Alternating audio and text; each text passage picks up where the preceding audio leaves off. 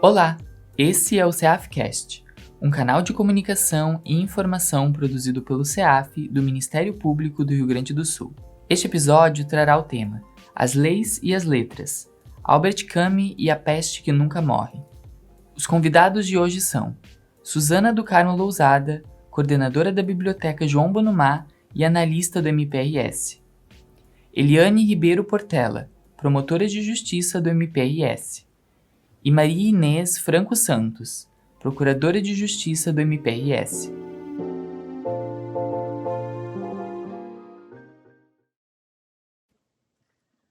Olá, bom dia a todos, sejam todos muito bem-vindos a mais um episódio do CEAFcast, As Leis e as Letras, um projeto da Biblioteca João Bonumá em parceria com o Centro de Estudos e Aperfeiçoamento Funcional, que tem o propósito de trazer para o Ministério Público discussões periódicas sobre temas que tratam da intersecção entre direito e literatura.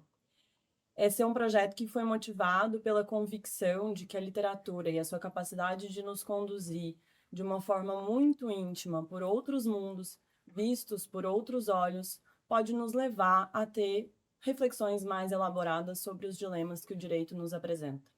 Normalmente eu falo isso no final, mas eu queria lembrar a todos que esse foi um projeto que foi criado a partir da criação de um acervo de Direito e Literatura, que a doutora Maria Inês ontem estava comentando, um acervo de Direito e Literatura na Biblioteca João Bonumá, um acervo de curadoria dos bibliotecários ali da Biblioteca João Bonumá, que tem uma curadoria de obras de literatura clássicas que foram analisadas em periódicos especializados, grupos de pesquisa, em obras que se dedicam especificamente a esse tema, e eu queria convidar a todos a conhecer, ele está aberto ali para os membros, servidores, estagiários, para toda a instituição. Hoje, aqui nesse episódio do nosso podcast, a gente vai falar sobre a obra do Nobel de Literatura, o escritor franco-argelino Albert Camus, a obra A Peste. Uma obra que fala sobre uma peste que assola a cidade fictícia de Oran e que nos traz uma reflexão profundamente filosófica, e é uma grande alegoria, há quem analise como uma grande alegoria à condição humana, e há quem analise como uma grande alegoria à ocupação nazista na França durante a Segunda Guerra Mundial. Para esse episódio de hoje, a gente tem como convidadas duas mulheres fantásticas, duas mulheres maravilhosas que compõem o corpo aqui do Ministério Público. Como nossa convidada, temos a doutora Maria Inês Franco Santos, membro do MP desde 1982, hoje procuradora de Justiça, já foi promotora corregedora, coordenadora do CAU da Infância, e entre os seus feitos, que eu não vou citar todos aqui pelo caráter informal do nosso podcast, eu menciono que frequentou a Escola Nacional de Magistratura em Paris, na França, e é mestre em Ciências Jurídico-Civilísticas pela Faculdade de Direito da Universidade de Coimbra, em Portugal. E para mediação, eu estou aqui com a doutora Eliane Ribeiro Portela, membro do MP desde 1990, contemporâneas aí, pós-graduada em Ciências Penais pela Pontifícia Universidade Católica do Rio Grande do Sul e hoje promotora de Justiça, atuando junto à Promotoria de Justiça de Falências e Recuperação de Empresas de Porto Alegre. Agradeço de pronto aqui no início pela participação. Sei que a participação no CEAF ela é sempre voluntária e ela implica em mais uma atribuição diante de todas as atribuições que a senhora já tem. Então, agradeço muito pela participação, agradeço muito a todos que nos assistem. E para não enrolar muito aqui na nossa apresentação, já vou passar a palavra para a nossa mediadora para que ela traga aqui para a gente um breve resumo sobre a obra, para contextualizar aqueles que não leram a obra e a gente possa começar o nosso debate. Doutora Eliane. Bom dia a todos. Inicialmente, eu agradeço o convite. Para mim é uma alegria, uma satisfação estar aqui com vocês. Eu cumprimento a Suzana, na pessoa de quem eu parabenizo toda a equipe do CEAF por esse projeto e que eu tenho acompanhado desde o início e eu aproveito muito. Para mim, tem me enriquecido bastante. E cumprimento, então, a minha colega, a doutora Maria Inês, que também é minha colega do grupo literário. É um local de muito debate, em que, inclusive, nós já conversamos, nós já debatemos uma obra do Camus, que é o Estrangeiro, que para mim me marcou bastante. A partir dali, eu procurei ler outros livros do Camus. Mas eu sou uma entusiasta desses espaços de debate, de grupos literários. Eu acho essa troca, esse olhar, ele nos enriquece muito. Bom, sobre o livro, então, esse resumo inicial, eu tenho a dizer que a Suzana já comentou, o Camus é prêmio Nobel de Literatura e ele ganhou esse prêmio em 57. E o livro, este livro, A Peste, ele foi escrito durante a ocupação, durante a Segunda Guerra Mundial. Por isso alguns fazem essa referência de que ele seria uma alusão à ocupação nazista, já que também o Camus ele trabalhou como na resistência francesa. Então seria uma alusão à ocupação nazista na França ocupada.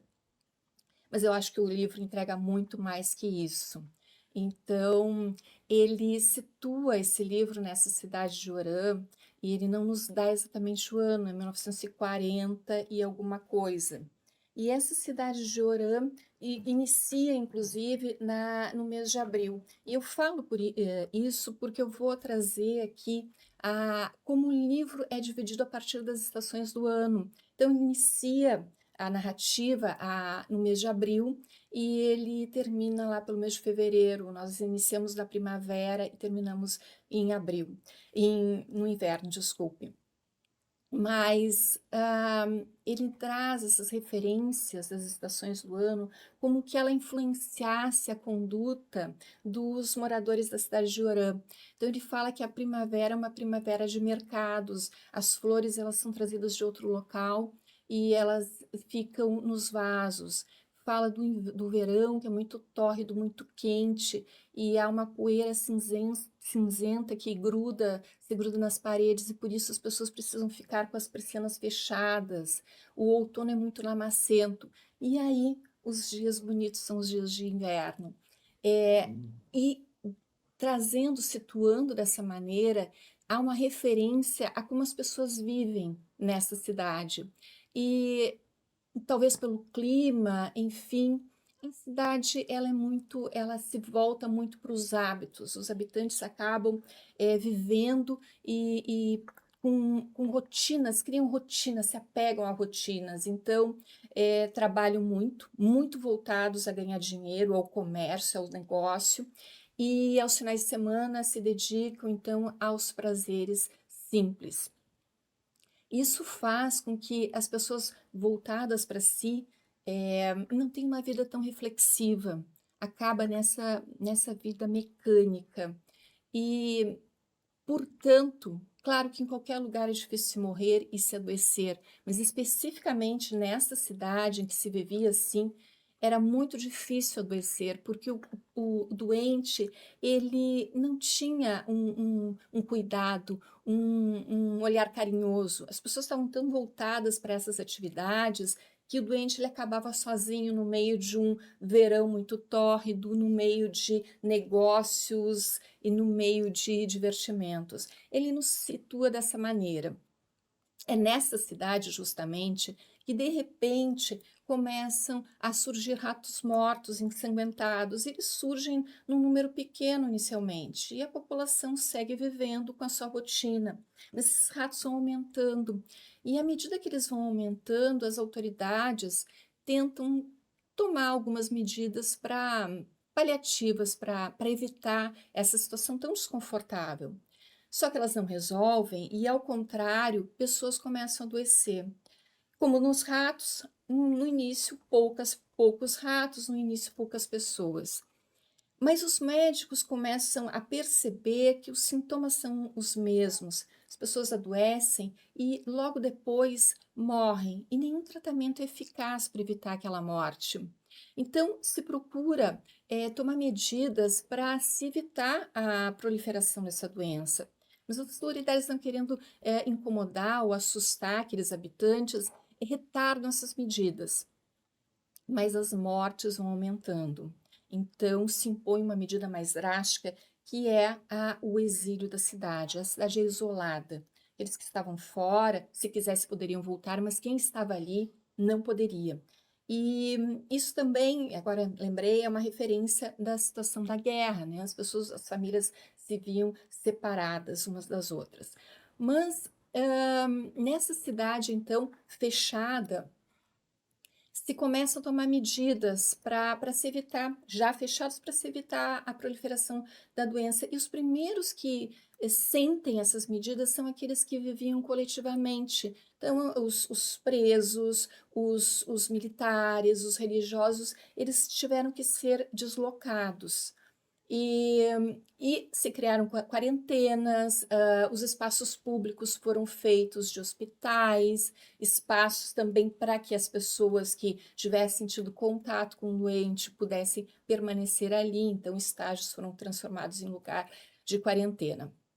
E o interessante desse livro é que o autor ele nos oferece alguns personagens, e esses personagens é interessante ver a trajetória dele, como eles reagem ante a iminência da morte. E eles vão se transformando ao longo da história, alguns sim, outros não, passam indiferentes àquilo tudo.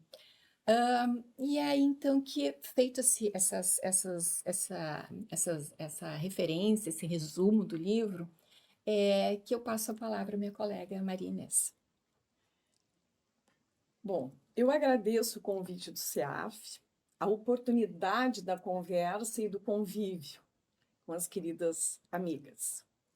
A Suzana Lozada, e eu preciso referir, é motivo de elogios pela ideia dos encontros, a condução dos trabalhos, a seleção das obras e essa iniciativa fantástica de criar um espaço na Biblioteca João Bonumá, uma estante especializada em direito e literatura. Nós trabalhamos com textos técnicos, com textos áridos, duros, e nem sempre bem redigidos, né? Porque ouvimos depoimentos e uma série de coisas, de escritos, nem sempre com uma boa redação. E a literatura, além de nos humaniza, expande horizontes, não é? E nos faz, nos aproxima de tipos os mais variados, muitos deles que nós encontramos nos nossos problemas jurídicos, mas nos dão uma visão diferente, não é, do mundo, das pessoas, etc. Então, também é um prazer imenso encontrar aqui, estar com a Eliane Ribeiro Portela, a quem eu vi ingressar no Ministério Público, não é? Porque ela não é minha contemporânea, eu sou bem mais velha do que ela, mas, enfim, uma colega super preparada, culta, né, que trabalha super bem na área jurídica também. E nós também partilhamos um gosto comum, que é o gosto pela literatura, porque ambas somos companheiras no grupo de leitura que a Associação do Ministério Público tem já há muitos anos. Assim que,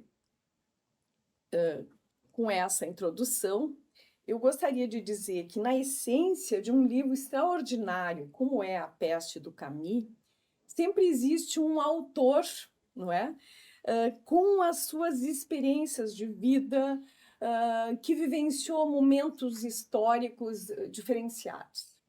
E o Camus, lembrando brevemente a vida que ele teve uma vida difícil. Ele é de uma família pobre, nasceu em 1913, a Suzana já referiu, na Argélia, não é? Ele é franco-argelino. Ele perdeu o pai precocemente, quando tinha 1 ano. O pai era um operário, um homem simples. A mãe, uma dona de casa, analfabeta, tinha até uma deficiência auditiva, pelo que se sabe. E ele, além disso, foi tuberculoso, adquiriu tuberculose mais ou menos entre 16 e 17 anos, e isso marcou sensivelmente a vida do Camus. Mas ele teve um auxílio de um professor, Louis Germain, que identificou naquele menino, né, naquele estudante, naquele garoto, qualidades excepcionais para a identificação das coisas pré-escritas e tal. E ele conseguiu uma bolsa de estudos num liceu renomado, não é? Para que ele pudesse concluir os seus estudos e fazer uma boa formação, que de fato ocorreu. Ele depois frequentou a Universidade da Argélia, a Faculdade de Filosofia, né, e o livro A Peste ele é impregnado, né, de concepções e de pensamentos filosóficos. Quem gosta de filosofia encontra ali, né, várias coisas para reflexão, né? Mas, além disso, então, em função dessa formação toda, ele foi um jornalista, dirigiu até um jornal na Argélia. Ele foi um escritor, dramaturgo, gostava bastante de teatro, filósofo, não é? Aficionado do Nietzsche, do Schopenhauer, mas ele tinha um forte engajamento político, até por toda essa formação. Foi membro da resistência francesa. A França esteve ocupada, né, pelos nazistas de 1940 a 1944. Ele lutava fortemente na resistência francesa, mas também se envolveu bastante nas questões políticas da Argélia, né? Que também desde 1830 era uma colônia francesa, né? E nós todos conhecemos aí os grandes problemas que houve na Argélia até a sua independência, né, em 1962. Então, nesse ambiente assim, né, de pobreza, de dificuldades, problemas de saúde, mas tendo conseguido uma boa formação escolar, ele se desenvolveu para a realização das suas obras. Recebeu esse prêmio Nobel em 1957, extremamente jovem, ele tinha 44 anos. Parece que é a segunda pessoa que recebeu um prêmio tão jovem, né? Mas justamente pelo conjunto, pela atualidade da obra dele, uma obra que mostrava, realçava os problemas da atualidade, né? Apresentando à consciência dos homens esses problemas, né? Que os livros dele tratam do suicídio, da pena de morte, né, de corrupção, uma série de aspectos. Ele faleceu super jovem, aos 45 anos, num evento de trânsito. Então, imaginem, a obra dele, ele escreveu muitos livros, cerca de 8, 9 livros, eu não tenho bem um número preciso, muitas peças de teatro. Então, assim, num curto espaço de tempo, ele escreveu muito, com muita qualidade, e, além disso, teve o reconhecimento de um prêmio Nobel. Especificamente sobre a peste. A obra é de uma atualidade ímpar no século XXI. Escrita em 1947, o Camus conseguiu retratar uma peste que nós vivemos, uma epidemia da Covid. Quando nós lemos o livro do Camus, nós ficamos estupefatos, imaginando, mas como é que ele teve a percepção de captar todas as dificuldades que nós vivemos. E são todas. A quarentena, a separação das pessoas, o problema dos cadáveres, né? Então, até a sequência dos eventos, né? Do sentimento das pessoas. Primeiro uma negação. Sim, a negação. Como as pessoas se sentem é muito... As angústias, até a aceitação, o negacionismo contra a ciência. Tudo está retratado no livro do Camus. Por isso é um livro extraordinário para se ler, né? Porque ele nos remete a um fato que nós vivemos e, ao mesmo tempo, né? Mas o pano de fundo, o que levou de fato o Camus a essa obra, foi a influência da Segunda Guerra sobre ele. Eu imagino, eu não li isso, mas eu imagino que ele, sendo tuberculoso, por isso ele não tenha sido convocado, porque ele tinha idade, né, para estar na guerra. Então, ele se horrorizou com os 35 milhões de mortos que as mortes que ocorreram na Segunda Guerra Mundial.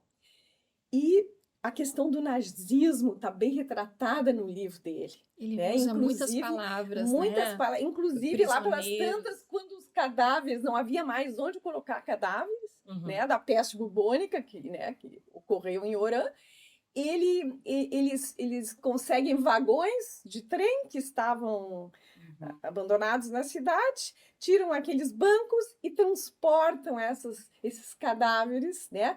Então é a imagem do nazismo, dos campos de concentração, as pessoas sendo levadas. Então, assim, o livro está impregnado disso. Também a rejeição ao totalitarismo, que se vê muito presente no livro dele. Então, é uma obra assim, absolutamente atual. E aí, os personagens, o livro é dividido em 5 capítulos, 5 grandes capítulos, né? E os personagens, assim, acho que os principais juram em termos de 17, 18 personagens. Nós estávamos comentando outro dia, são personagens homens, né? Há uma figura feminina, que é a mãe do personagem principal, que é o médico, que tem apenas a função de vir cuidar o filho e atender às suas necessidades domésticas, enquanto a esposa estava doente. É quase como se ela não tivesse Sim. personalidade também, Como se não tivesse personalidade. Então, é Sem curioso. voz. E eu estava comentando que quando eu li isso, fiquei assim, refletindo sobre esse aspecto, e me dei conta que na resistência francesa, muitas mulheres atuaram de forma efetiva. A gente vê isso na literatura narrada por isso e até nos filmes, né? As mulheres foram efetivas, né? Trabalharam, colaboraram, né? Mas ele, no livro, assim, ao menos, ele não reconhece na figura feminina, dá muito pouco valor, né? Ele não consegue formar um personagem com a figura feminina. Eu achei curiosíssimo. E não parece que todas essas personagens, a mãe de alguém, elas são muito parecidas. Sim, elas são todas elas são tristes, pessoas sem voz. doces, olhos. Ele descreve a mãe do médico Rie, que é o personagem principal, como uma mulher doce. Ela era até perspicaz. Ela, né, acreditou que a pandemia que a peste pudesse ir adiante, né, e depois se resolver. Assim, ela era mais uma pessoa confiante. Ela era madura, né? Então ela disse que já tinha visto muita coisa, então. Mas ele não se vê assim uma afirmação de um valor, alguma coisa. E há um personagem que ele ainda chega a dizer assim: não quero falar sobre a mãe O do tarô. não quero falar sobre a mãe porque era uma pessoa apagada. Apagada. Então, assim, mas enfim, mas esses personagens são curiosos. A Eliane fez uma resenha excelente sobre o livro e os próprios personagens, né, eles se modificam ao longo do livro, né? Alguns. Revelam a sua personalidade mais rica ou menos rica, né? Solitária, Ou talvez. solitária, né? E então, mas eu acho que a condição humana é o grande mote do livro e as teses filosóficas que o Camus expressa ali, né? O conceito filosófico do absurdo, né? O absurdo da condição humana e da vida, né? A revolta e a resistência, a revolta com as mortes, a resistência ao totalitarismo, ele expressa muito no livro. Tem uma crítica grande, depois nós podemos conversar bem sobre os personagens, né? Tem uma crítica muito do autor a respeito de crer ou não em Deus, né? Uma crítica à justiça, às questões éticas, ao individualismo. Ele toca assim, en passant, em temas como suicídio. A pena de morte é um aspecto que ele salienta, né? Havia pena de morte nesse momento, né, na Argélia, então ele retrata isso. Ele é um horrorizado com a morte. Nada justifica Nada nenhum para ideal, ele, né? Justifica. Então, eu acho que sim, nós poderíamos conversar um pouco sobre os personagens, né? O personagem mais forte do livro, mais significativo, com vontade, afirmativo, é o médico Rie, né? Que é um jovem de 30 anos, mas ele se lança no atendimento das pessoas, independente de serem ricas ou pobres, né? Ele é um médico verdadeiro naquela essência. Ele tudo faz, ele visita as pessoas em casa, ele toma medidas junto ao prefeito, ele busca se inteirar das necessidades profiláticas, ele incentiva a busca de uma vacina, né? De um soro para tentar. Então, assim, é um personagem, e é curioso no livro, porque o livro tem esses personagens, mas tem um narrador, né, que é uma pessoa que objetivamente parece de fora. Ele enxerga a cena e ele faz comentários, esse narrador, ele examina a personalidade dos personagens, ele faz críticas ao personagem X ou Y, ele elege um personagem que ele acha importante, né, pela sua personalidade e tal.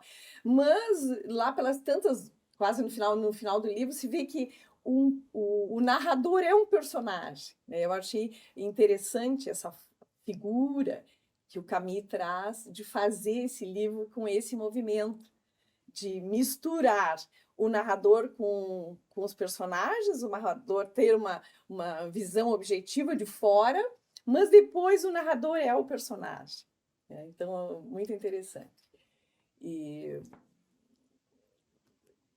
fica à vontade para comentar, e a Suzana também, porque vamos falar sobre os personagens que são riquíssimos. E vamos começar pelo Rie, porque Vamos. eu acho que o Rie, de alguma maneira, poderia ser até o alter ego do Camus, não parece? Porque ele é argelino, ele tem 30 e poucos anos, e ele representa, e eu acho que ele representa muito bem aquele homem incansável, parece o Sísifo, né? O mito Sim, é o de Sísifo. Sísifo. Isso. Sísifo feliz, né? Porque ele, todos os dias, ele faz a mesma coisa. Ele vai lá, cuida dos pacientes incansavelmente. Ele acredita na possibilidade da cura. Ele pensa assim, eu não preciso saber a razão, a causa. Eu vou curar, eu vou tratar desses ele pacientes. não se preocupava em o porquê. designar. O Isto porquê. é peste ou não é peste? Não, eu tenho que cuidar. Tenho que cuidar. E incansavelmente. Então, ele todo dia repetia. E as mortes continuavam. Mas ele aceitava aquele papel de cuidar, né? E tem um embate entre o Rie, que era ateu, ele e o Tarot, se não me engano, Sim. com o padre Panelu, que no final acabou titubeando ali na sua convicção, não ficou tão convicto, porque ele trazia a peste como um castigo divino. Sim, há no livro isso, eu acho um ponto alto do livro, os dois sermões, né? Lá pelas tantas, esse reverendo Panelu era um jesuíta. E ele é culto, estudioso, né, pelo que se vê no livro, né? Ele procura estudar, inclusive, né, a religião católica. Sim. Mas ele, lá pelas tantas, reúne a comunidade na igreja e ele faz um sermão.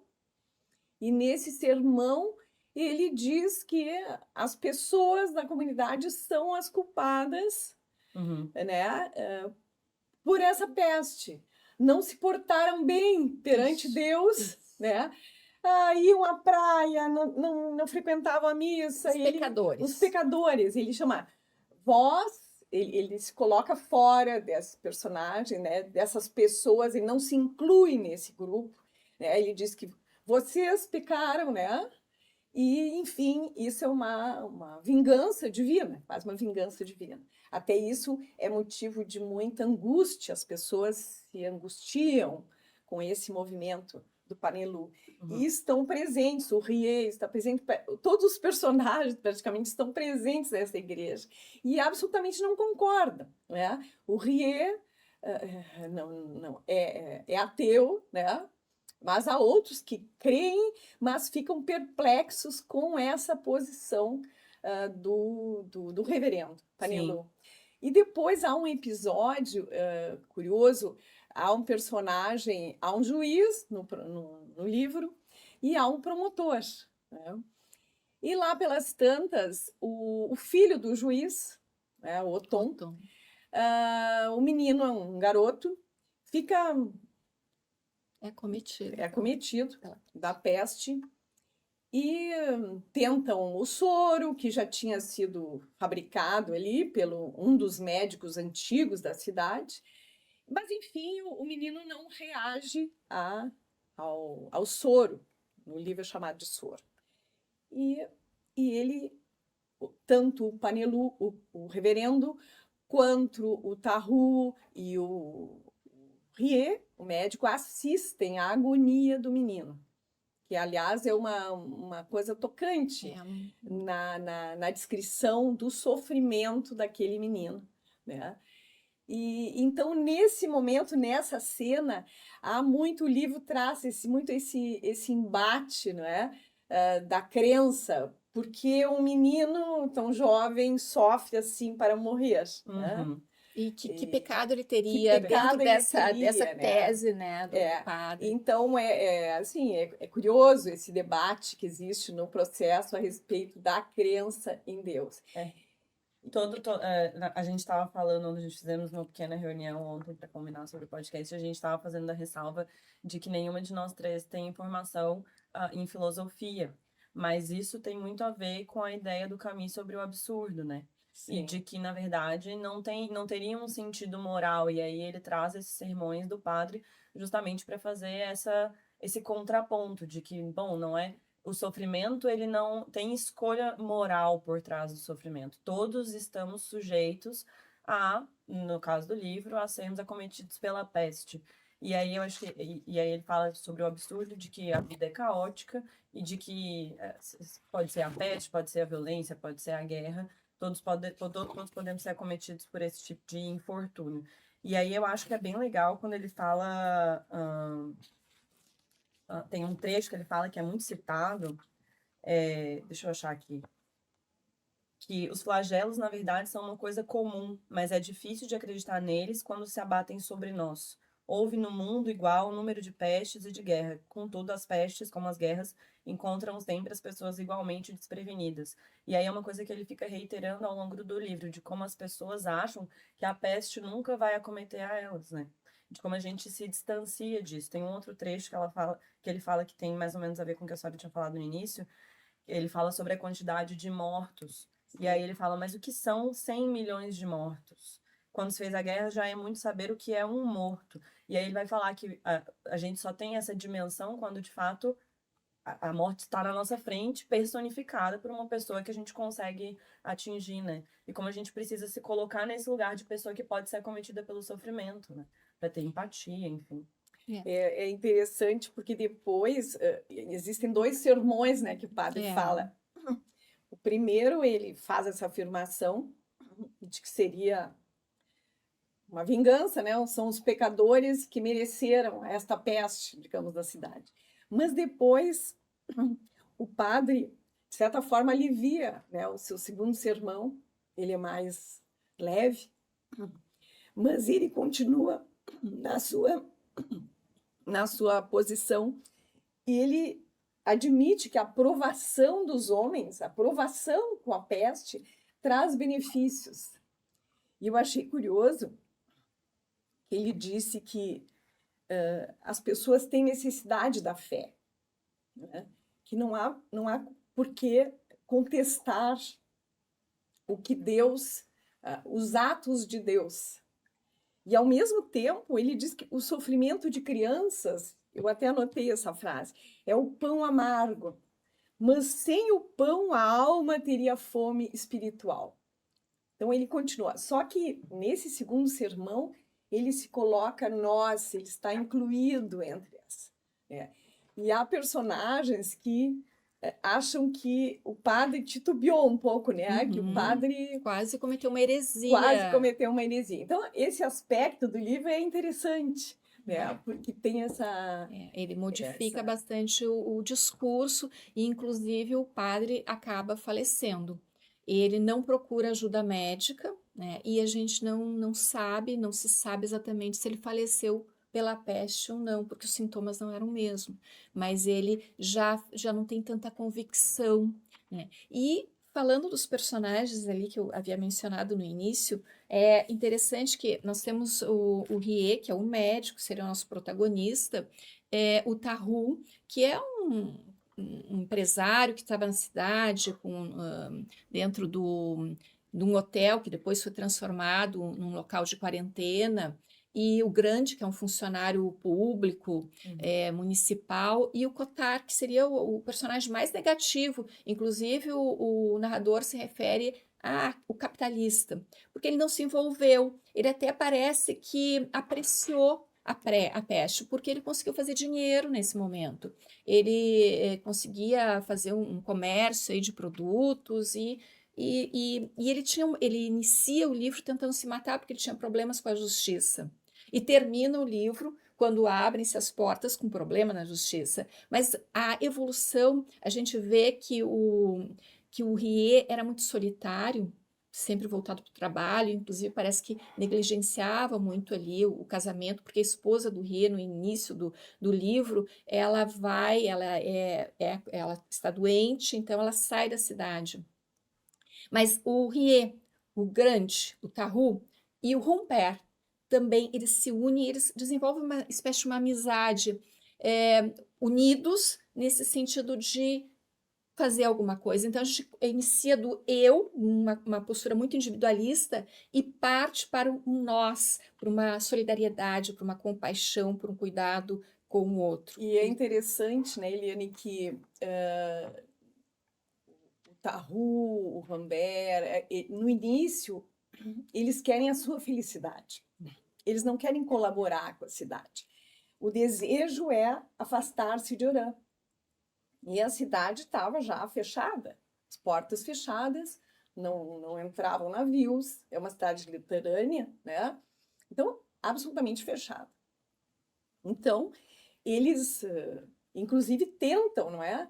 Subornar guardas, etc., para poder sair da cidade.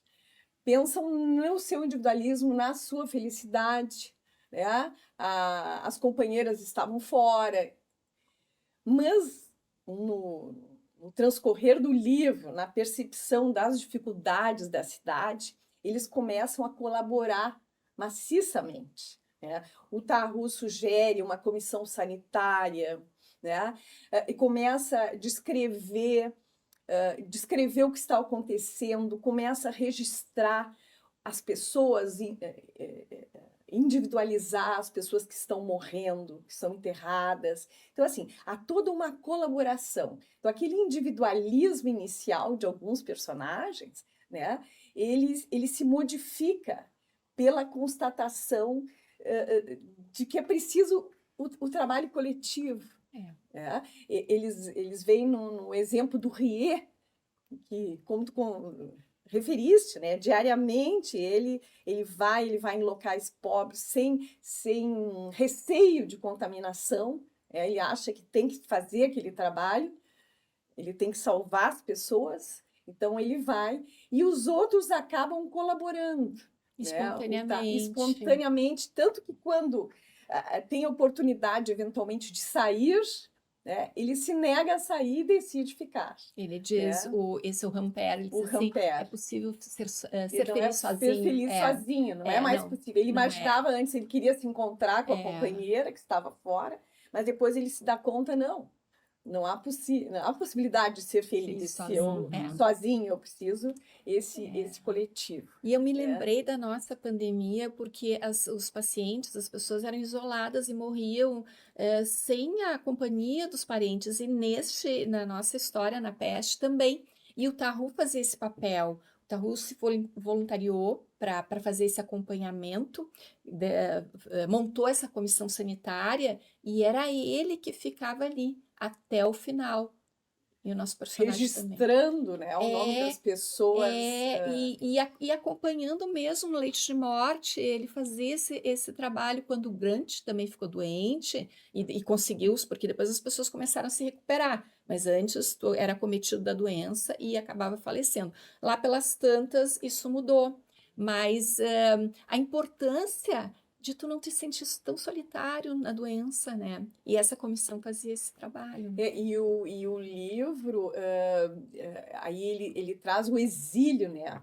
A separação das Das pessoas. Então, famílias. há muitos analistas, né, da obra do Camus que dizem que a peste é a guerra, né? O protótipo da guerra. Até um personagem diz assim, não, o velho, aquele asmático, um velho né, que acaba morrendo também, ele disse, não, o velho asmático nem morre, Não né? morreu. Mas ele, desde o início, ele diz, a peste é a vida como ela se apresenta, né? Então é curioso, mas muitos autores traduzem a peste do Camus como as vivências da guerra. Uhum. E, de fato, assim, o exílio das pessoas, a separação, o confrontar-se com a morte de parentes, de amigos, né? O separar-se dos seus amores, todos esses aspectos. E um assim, estado de exceção, um né? estado Porque de tinha toque de exceção. recolher. As dificuldades financeiras, a gente vê claramente assim na cidade as pessoas que mais sofreram com a peste, a comunidade mais pobre. Então, Inclusive trabalhava nos lugares mais perigosos, que sim, poderia sim. ser, Então, ficaria mais ela vulnerável. é um paralelo de fato com a vida, né? Com a vida, mas muito com aquilo que ele viveu. E esse momento em que se transportam os corpos, né, em quantidade, amontoados dentro dos vagões que são levados para valas comuns, é o retrato do nazismo, né? Eram incinerados.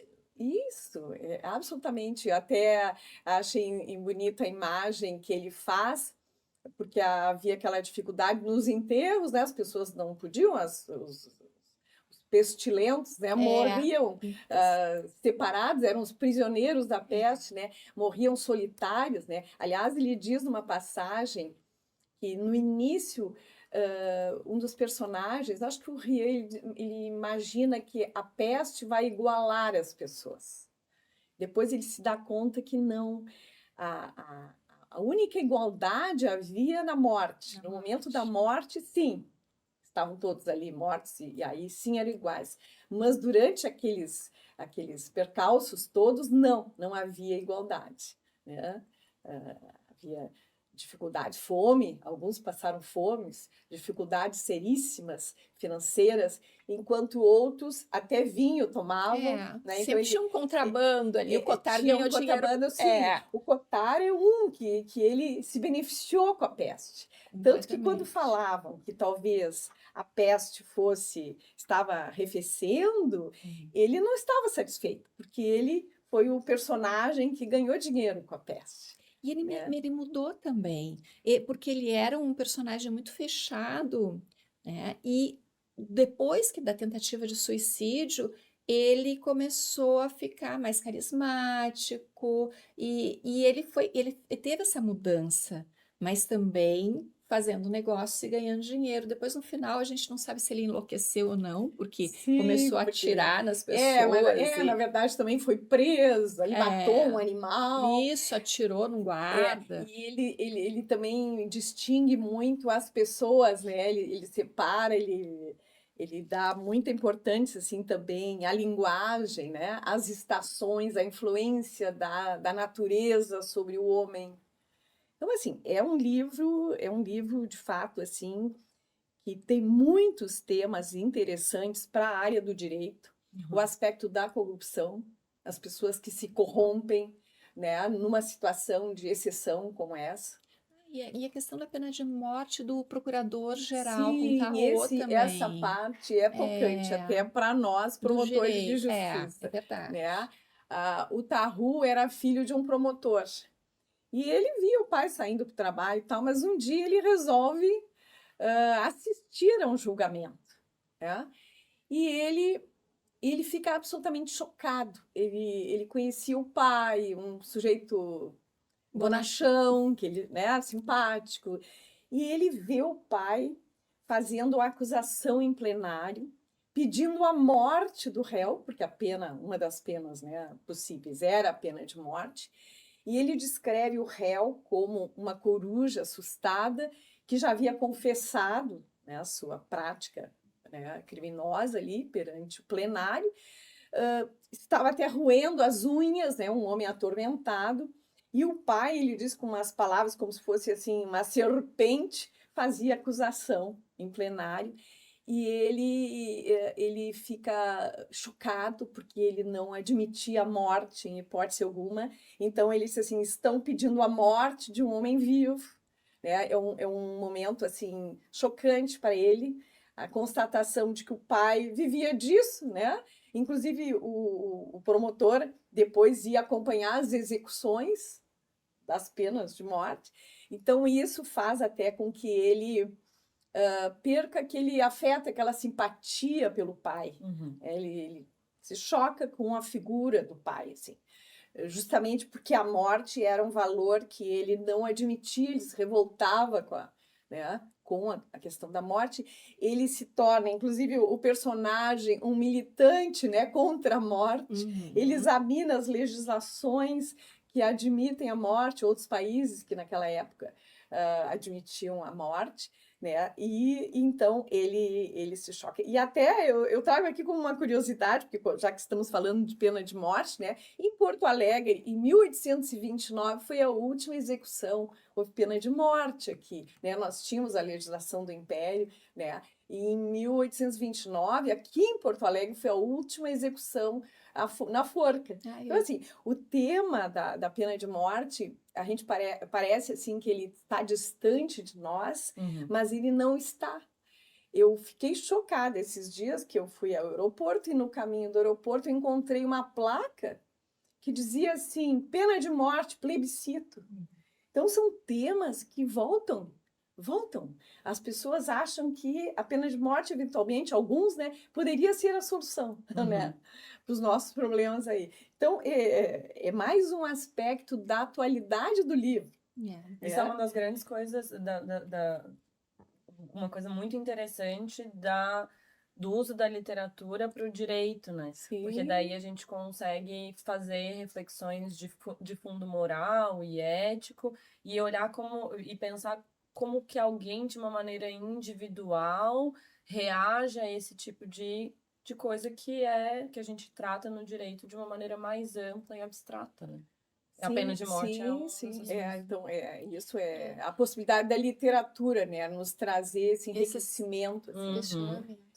E lembrei, já que a gente está falando em direito, nós temos o juiz, o Otton, e ele era um juiz muito sério, muito rigoroso, com os filhos sempre vestidos impecavelmente e tal, e o filho é a criança que morre, que falece, e ele também sofre uma mudança, né? Porque no momento que inclusive ele era o juiz da cidade, e ele ficou...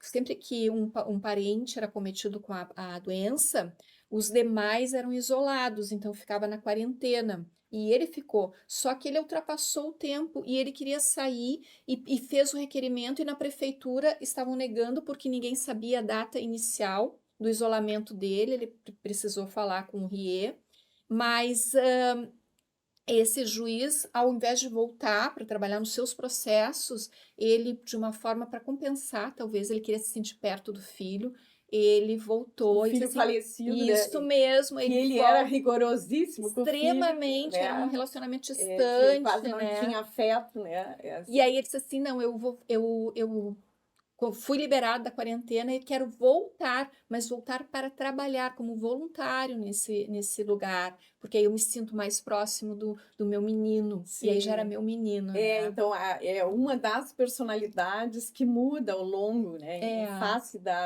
toda a miséria que ele presenciou, que viu, da separação da família, da perda do filho, ele então se modifica. Isso retorna, eu queria compartilhar, isso retorna à reflexão da ideia do coletivo coletivo, né, que a doutora Marina tinha falado no início, tem um artigo do Rafael Luiz de Araújo, que é doutor em letras pela USP, que ele fala que uma das grandes lições a ser tirada do romance é a ideia do coletivo, que vocês estavam falando mais cedo. A peste pode ser um convite para se pensar como parte de um grupo, nesse momento em que temos... E aí ele fala da pandemia. Nesse momento em que temos divisões muito marcadas no Brasil, é um convite a pensar sobre nós como coletivos. Do que atravessarmos, vamos atravessar juntos. Não é cada um que se salve.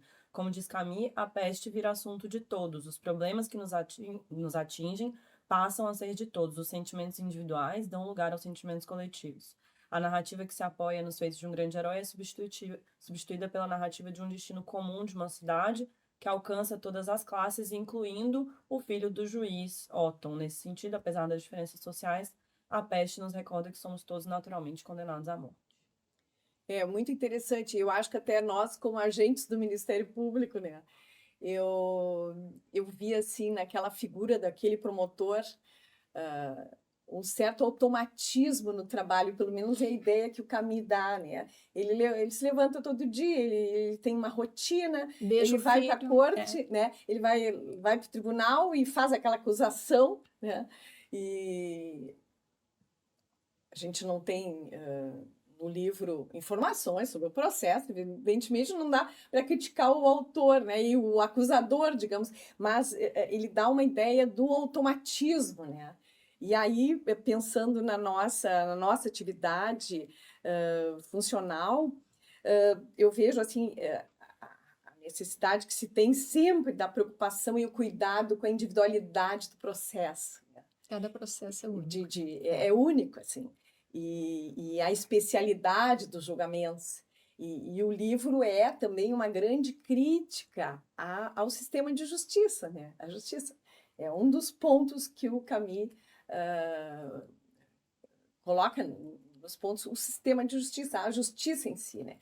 E claro, ali ele analisa numa perspectiva de pena de morte, né? Mas é um aspecto interessante que ele também traz, assim, e é um tema para reflexão de todos, assim. Doutora Eliane, a gente já está no final do nosso tempo. Eu falei que passa muito rápido, parece Bem que tu uma tinhas hora anunciado passa isso. muito rápido, é difícil, porque essas obras são obras que têm diversas camadas e a gente sempre pode falar de várias coisas. Eu sempre repito isso aqui no podcast, mas de fato a sensação para quem está falando, eu espero que para quem esteja ouvindo também, é de que passa muito rápido. E aí eu queria finalizar, a doutora Marina se antecipou falando sobre o que as senhoras acham que é a grande contribuição da obra, claro, uma delas, porque não é possível falar de tudo, mas a grande contribuição da obra para a nossa atividade aqui do Ministério Público. Doutora Marina, se a senhora quiser reelaborar. Eu identifiquei, assim, pensando no Ministério Público, essa circunstância, porque há um personagem, um juiz. O livro não esclarece muito, assim, né, sobre a atividade do juiz, apenas que ele teve reduzido seu trabalho durante a pandemia, algumas coisas assim, e essa questão da frieza com os filhos, depois ele perde o menino e ele se modifica, o juiz tal. E a figura do promotor, um promotor, assim, um pouco automático, implacável, né, e tal. Então, esse aspecto, eu acho que sim, a preocupação e cuidado com a individualidade dos processos é uma coisa que pode se buscar, né, no livro em relação ao Ministério Público, digamos.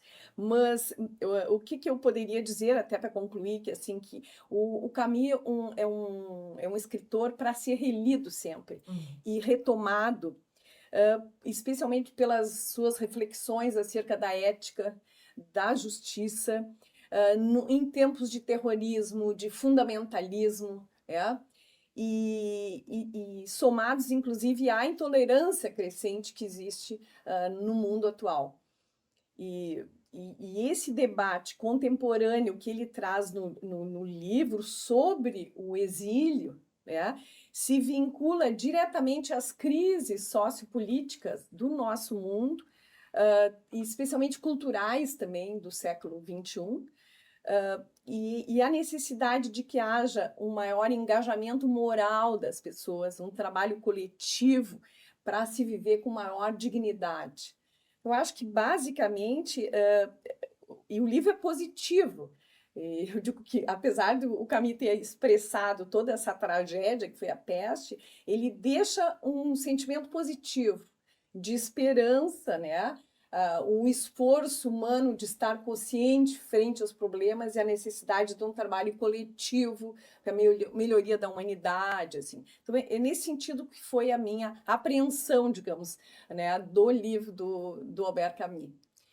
Em relação ao direito, ao Ministério Público, eu acho que a Maria Inês já colocou adequadamente. Então, não acrescentaria nada nesse sentido. Acho que está muito bem colocado, mas é interessante que toda essa situação e essa exceção e essas regras que eram feitas de maneira assodada à medida que a peste avançava, quando a cidade é aberta novamente, as pessoas parece que retomam as suas vidas, né?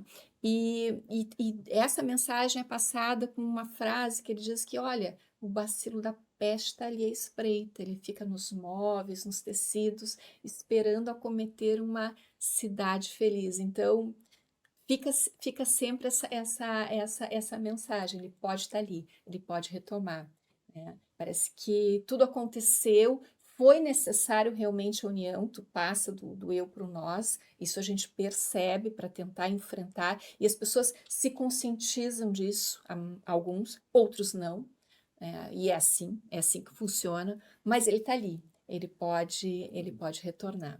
Está à espreita, como ele diz, né? E, aliás, é o título que a Suzana escolheu também para o nosso podcast, né? E a peste é uma ilusão, né? Ela está ali, pode, a qualquer momento, ele fala, o bacilo está adormecido, mas pode renascer, né? Numa cidade feliz, como era Orã no início. Voltado aos prazeres. Isso aí.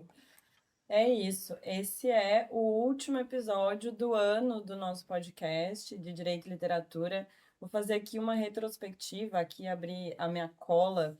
A gente começou esse projeto em dezembro de 2022, com o Dr. Luciano Brasil, o Dr. Alessio Nogueira, em que a gente fez uma introdução sobre a intersecção do ponto de vista mais geral, a intersecção entre direito e literatura. O segundo episódio foi sobre sobre o livro da escritora Carla Madeira, Tudo é Rio, uma obra foi um episódio específico sobre do mês da mulher, em comemoração ao mês da mulher, e foi com a doutora Ângela Karen Dalpoz e a doutora Ângela Salton Rotuno, um episódio que me é muito caro. O terceiro episódio foi com o doutor Ricardo Vasselig e o doutor Luciano Brasil, sobre o direito como tema. Depois recebemos o doutor Eduardo Pullman e a gente falou sobre a obra Billy Budd, que também traz reflexões morais sobre a aplicação da pena e sobre o que implica mesmo o direito na vida das pessoas e nas pessoas que precisam executar o direito, nos operadores do direito, por assim dizer. Tivemos um episódio sobre a obra Diorama, que fala de um crime que aconteceu aqui em Porto Alegre, especificamente, foi o caso Daut, da escritora Carol Ben-Simon. O penúltimo episódio foi sobre Funes, o Memorioso, com o Dr. Vigil e o Dr. Alceu, e aí a gente fez uma análise sobre Funes, o Memorioso e a cognição no processo civil. E o último foi sobre os limites da justiça em A Espera dos Bárbaros, com o Dr. Cláudio Ari Pinheiro de Mello, hoje coordenador do CAURB, e o servidor Pedro Pereira, servidor ali nas Contrarrazões. E finalizo meu ano com duas mulheres admiráveis aqui, doutora Maria Inês Franco Santos, doutora Eliane Ribeiro Portela, também com uma obra, assim, que eu recomendo a todos que leiam. Ela, inclusive, está disponível no nosso acervo de Direito e Literatura, que eu mencionei no início do episódio. Eu espero que aqueles que nos acompanharam ao longo desse ano tenham aproveitado as reflexões que a gente propôs, tenham achado que o projeto que a gente tem se dedicado tanto tenha servido de fato para a contribuição do engrandecimento da nossa atuação institucional. E eu finalizo aqui, acho que elas já deixaram muito claro, às vezes eu fico com receio de que se veja esse projeto como um projeto estritamente cultural. E a ideia é que realmente a gente consiga ver nas obras essa intersecção entre o direito e a literatura e como a literatura pode contribuir, sim, para a nossa qualificação institucional, para como que a gente pode agir enquanto Ministério Público de uma maneira mais empática, mais humana, mais eficaz, e que a gente se aproxime enquanto instituição do nosso propósito, né? Do nosso propósito na Constituição, nosso propósito maior. E aí eu vou terminar aqui o nosso episódio com a citação que a doutora Eliane e a doutora Maria Inês falaram aqui ao final, que é a citação mais emblemática do livro, que nos leva a refletir sobre como a peste, que pode ser a violência, a doença, a guerra, ela acomete a todos nós, de fato, e aí a gente também, enquanto instituição, pode se colocar no lugar das pessoas e agir, né, e construir uma realidade pensando de uma forma mais empática e tendo isso em vista. A última frase do livro é assim: na verdade, ao ouvir os gritos de alegria que vinham da cidade, Rieu lembrava-se de que essa alegria estava sempre ameaçada, porque ele sabia o que essa multidão eufórica ignorava e se pode ler nos livros. O bacilo da peste não morre nem desaparece nunca. Pode ficar dezenas de anos adormecido nos móveis e na roupa. Espera pacientemente nos quartos, nos porões, nos baús, nos lenços e na papelada. E sabia também que viria talvez o dia em que, para a desgraça e ensinamento dos homens, a peste acordaria os seus ratos e os mandaria morrer numa cidade feliz. Leiam, muito engrandecedor esse livro. Muito obrigada, doutora Maria Inês, obrigada, doutora Eliane, agradeço a equipe do CEAF, a doutora Ana Marquesan, e espero vê-los no próximo ano. Muito obrigada. Este foi mais um episódio do CEAFcast. Acompanhe também as novidades no nosso canal do YouTube e no Instagram.